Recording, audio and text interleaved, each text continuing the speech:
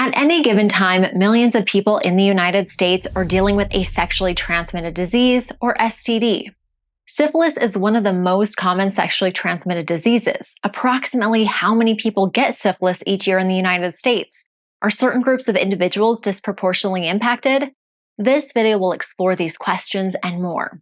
So, how many people get syphilis each year in the US? First, let's start with the basics.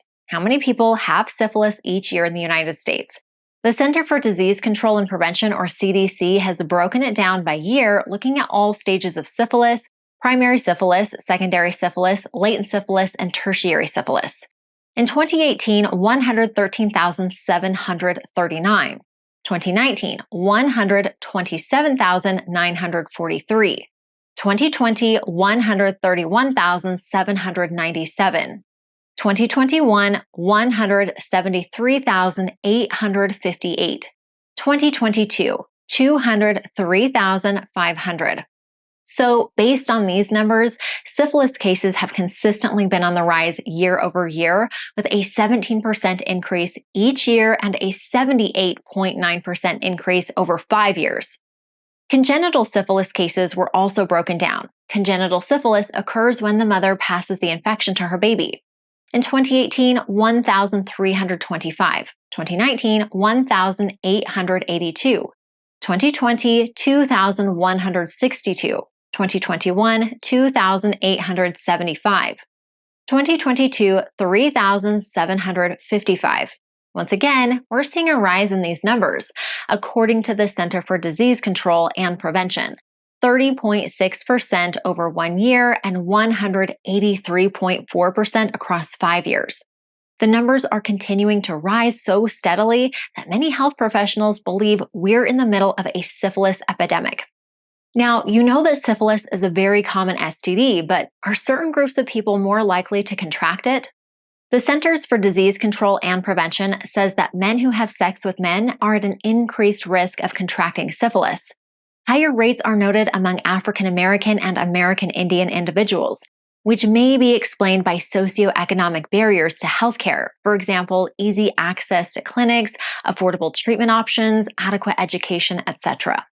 Women are also at a higher risk of becoming infected with sexually transmitted diseases in general, as are young people between the ages of 15 and 24. This is often because younger people don't get STD testing as recommended and also don't have honest conversations with their partners about sexual health.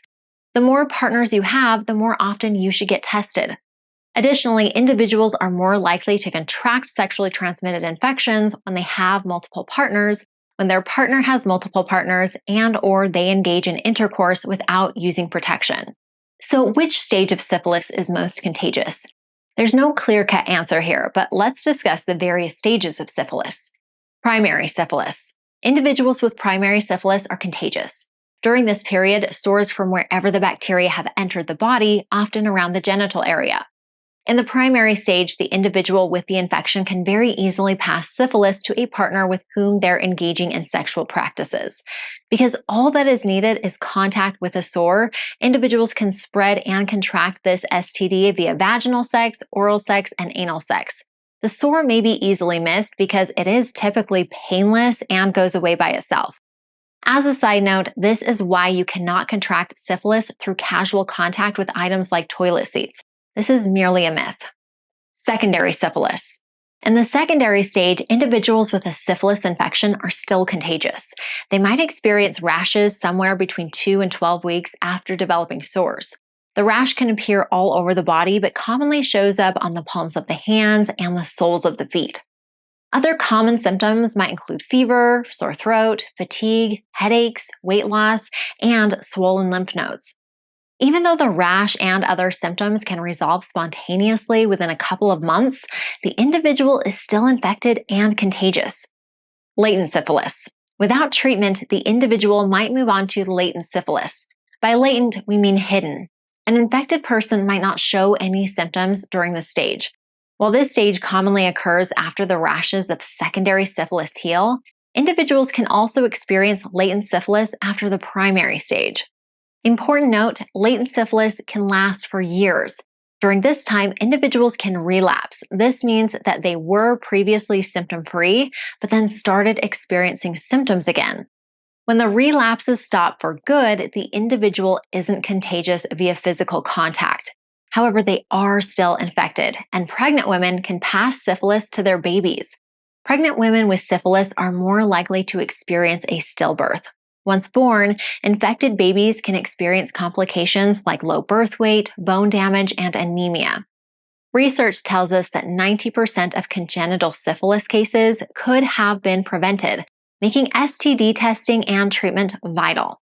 Tertiary syphilis. Without treatment, this can happen years down the line, although not everyone will experience it.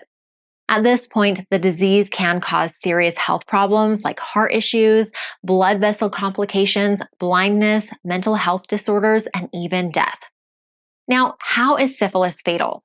While syphilis can spread quickly and easily, tertiary syphilis can take decades to hit, possibly 10 to 30 years after the onset of the sexually transmitted infection. Once an individual hits this stage, they can begin experiencing damage to their internal organs, which can ultimately lead to death. With various laboratory tests, a healthcare provider can determine if the individual is infected and what stage they're in. But what is syphilis testing like? Testing is usually done via a simple blood draw. eNational testing offers numerous ways to get screened for syphilis. You can order it as an individual test, and you can also find it in our 8-panel test and our 8-panel test with early HIV detection. Remember that prevention is key. Having safe sex and also getting tested are crucial to STI prevention. Avoiding infection is important not just for your overall health, but for the health of your partners and their partners. Furthermore, if you plan on having children, staying healthy during pregnancy will be important to protect your little one's health.